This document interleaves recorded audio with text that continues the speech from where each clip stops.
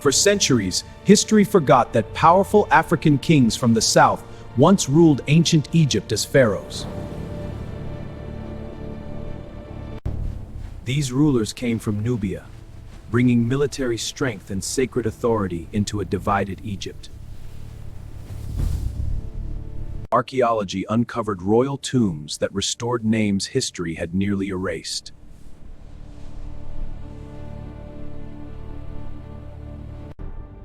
This became Egypt's 25th dynasty, ruled by kings from Kush. The Kushite kings did not destroy Egypt's traditions, they revived them.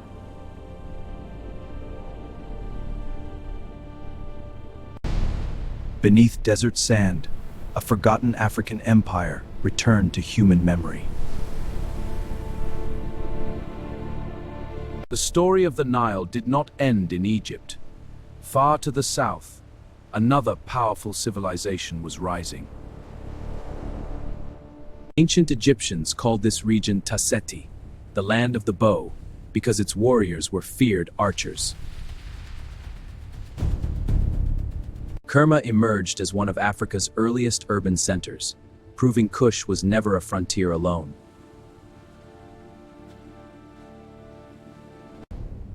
Elitite graves revealed cattle sacrifices and ceremonial goods, signs of organized royal authority.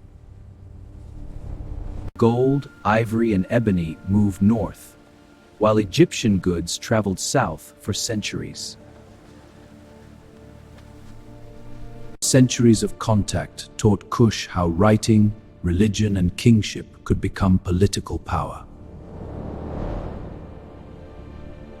Around 1500 BCE, Egypt entered its strongest expansion phase and turned south toward Nubia. Nubia's enormous gold reserves became the central reason for imperial conquest. Fortresses rose across Nubia as Egypt transformed conquest into long-term rule. For centuries, southern wealth sustained Egypt's temples, monuments, and armies. While serving empire, Nubian elites quietly learned how empire itself worked.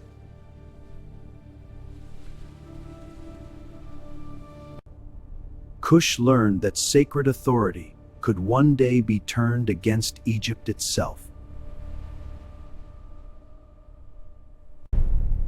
After 1100 BCE, Egypt entered a long internal crisis as imperial unity slowly began to break. The pharaoh's title survived, but real power had already become fragmented.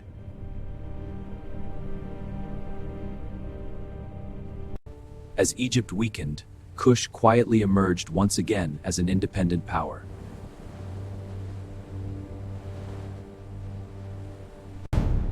Napata rose beside Jebel Barkal, where sacred geography became political power. Kush understood that armies alone were not enough. Sacred legitimacy was essential. Napata's rulers built an identity that was African in origin and fully aware of Egyptian kingship. By the 8th century BCE, Kush had grown powerful enough to intervene in northern politics. Piye emerged not only as a military ruler, but as a king driven by religious conviction. For Piye, true legitimacy came from Jebel Barkal and the sacred temple of Ammon. Egypt was divided among local rulers, Libyan dynasties, and competing city powers. This land is ours by divine right. I will not bow to any other power. His victory stela recorded a ruler who believed he had been chosen by Ammon. For Piye, this was not invasion, but the restoration of divine order.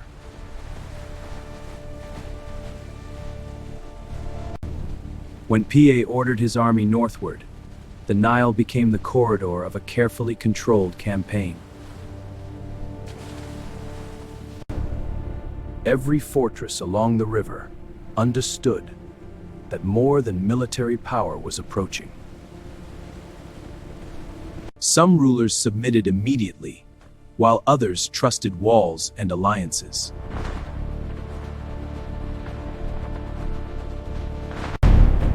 Near Memphis, Kushite forces used river access to strike faster than expected. After victory, Piye ordered discipline and protection for sacred spaces.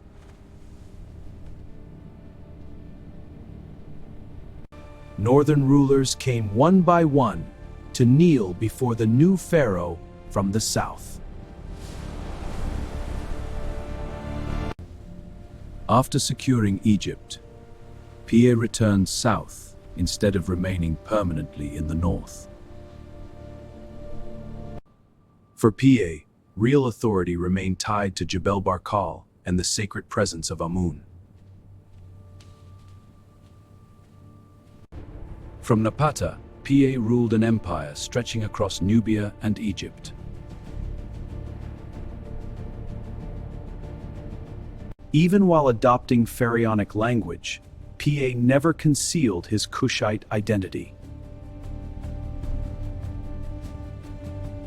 Priests and elites accepted Piye because he protected sacred institutions instead of threatening them.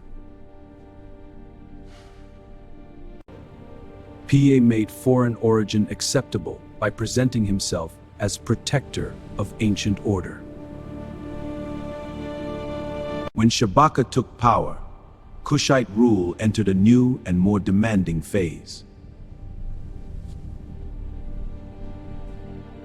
Shabaka understood that military victory alone could never sustain Egypt.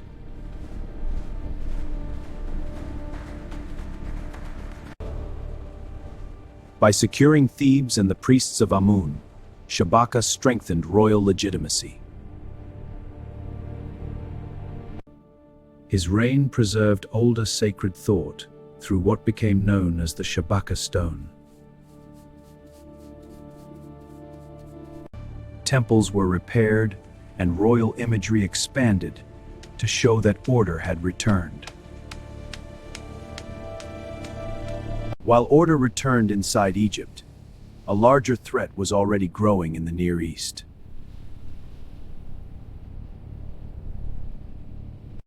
Among all Kushite rulers, Taharqa became the most famous in both ancient and modern memory. His statues projected physical power, using stone itself to communicate authority. Across Egypt and Nubia, temple construction expanded dramatically under his rule. At Karnak, Kawa, and Jebel Barkal, major sacred additions linked his reign to divine order. Successful Nile floods strengthened belief that divine approval favored Taharqa. Yet beyond the temples, Assyria was becoming the strongest military force in the Near East.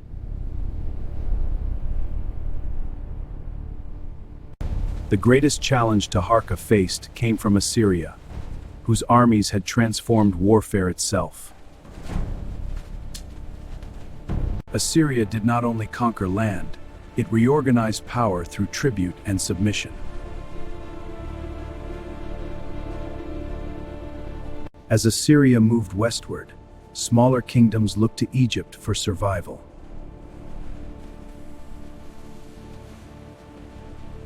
Assyrian records soon showed that Taharqa had entered anti-Assyrian alliances. The alliances are formed. We must prepare for the Assyrian advance. My lord, the southern garrisons are ready. In 671 BCE, Esarhaddon struck directly at Memphis, Egypt's political heart. Though Memphis fell, Taharqa returned, proving Kushite authority remained resilient.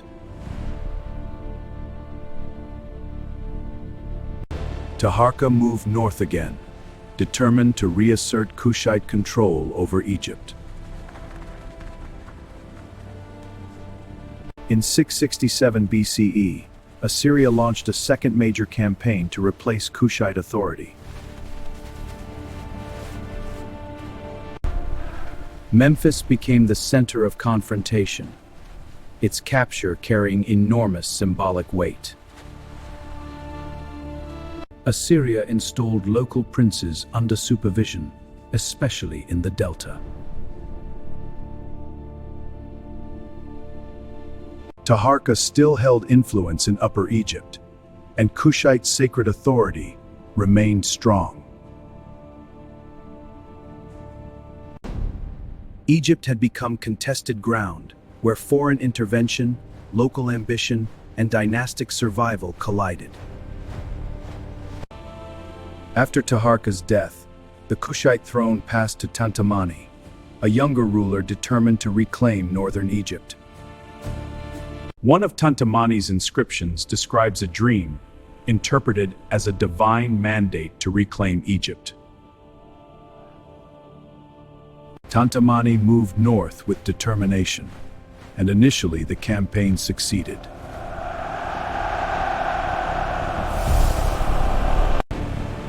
Assyria responded with overwhelming force, targeting military and symbolic centers. The sack of Thebes became famous far beyond Egypt, remembered as a dramatic imperial strike. Tantamani retreated south, ending direct Kushite rule over Egypt, but the southern kingdom survived intact. With Egypt no longer under Kushite rule, royal power shifted fully back to Napata. Napata remained tied to Jebel Barkal, one of the kingdom's most sacred landscapes.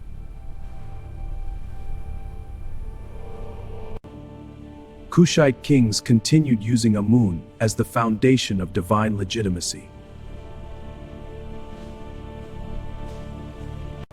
Even after losing Egypt, Kushite rulers preserved pharaonic titles and rituals.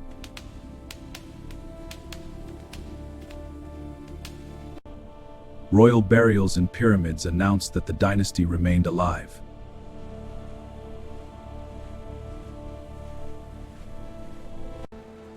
Napata became a place of redefinition, where Kush strengthened its independent identity. One of the strongest symbols of Kushite continuity was the continued construction of pyramids. At El Kuru, Nuri, and later Meroe, rulers built pyramids that reflected inheritance and innovation. Beneath each pyramid, burial chambers held kings, queens, and ceremonial goods. Kush did not merely copy Egypt, it adapted older forms into something local. Offering chapels allowed rituals to continue long after burial.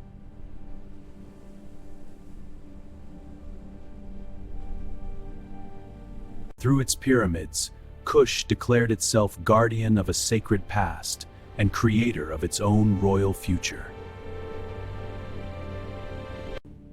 Kushite political life gave royal women unusually visible authority.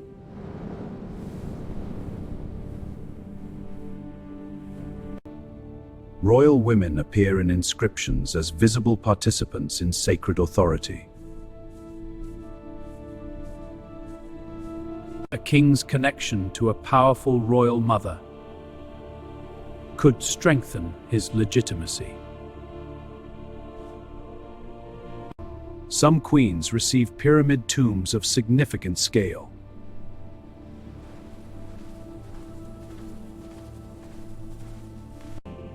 Female participation in temple life reinforced sacred legitimacy.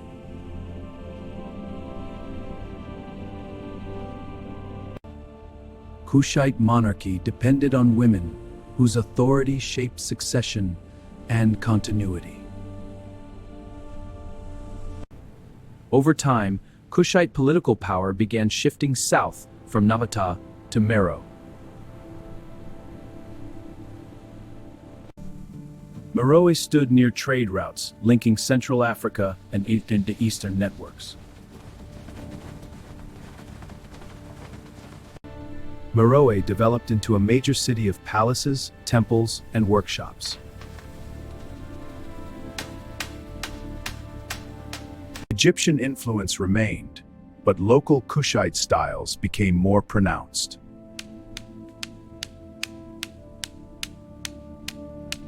Meroë allowed rulers greater security from northern invasions.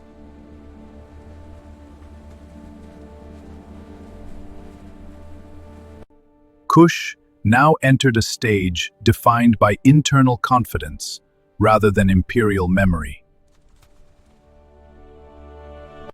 Meroë's rise was closely tied to large-scale iron production.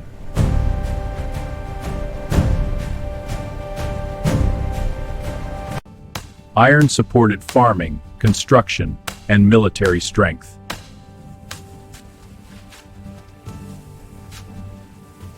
Ivory, gold, ebony, and rare materials moved north through Kush.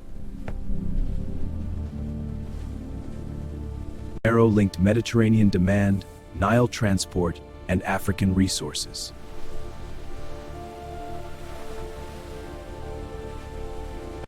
Trade wealth supported temples, burials, and royal administration.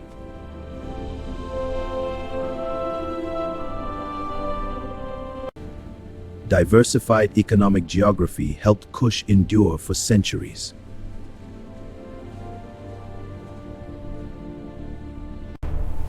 When Rome absorbed Egypt, Kush faced another world empire.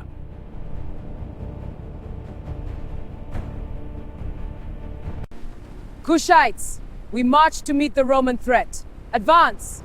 Queen Amanirenas led Kushite resistance against Roman positions. Kushite forces captured Roman symbols as political trophies.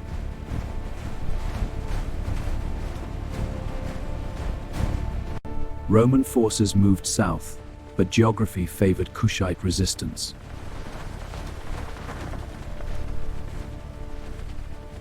Negotiations produced a treaty that preserved Kushite independence.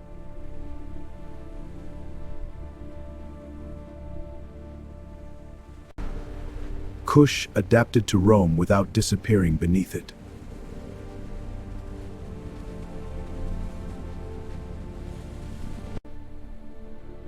Kush weakened gradually through overlapping long-term pressures.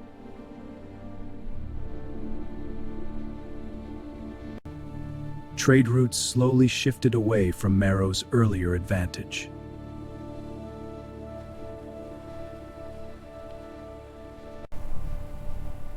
Large-scale iron production may have increased ecological strain.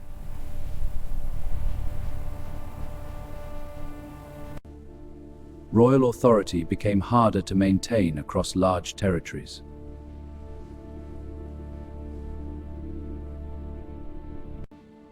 Monumental buildings slowed as centralized power weakened.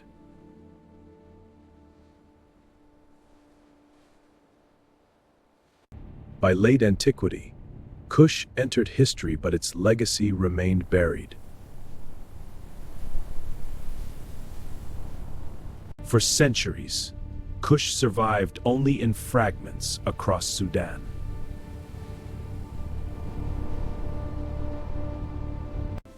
Modern excavations revealed Kush as an independent civilization.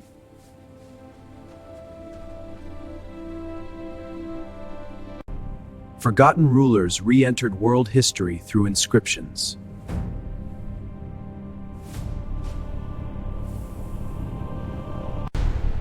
Sudan's pyramids still stand as proof of Kushite power.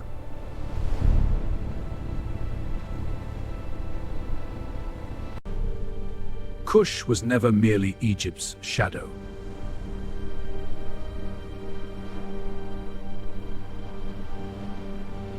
The story of Kush restores a lost civilization to human memory.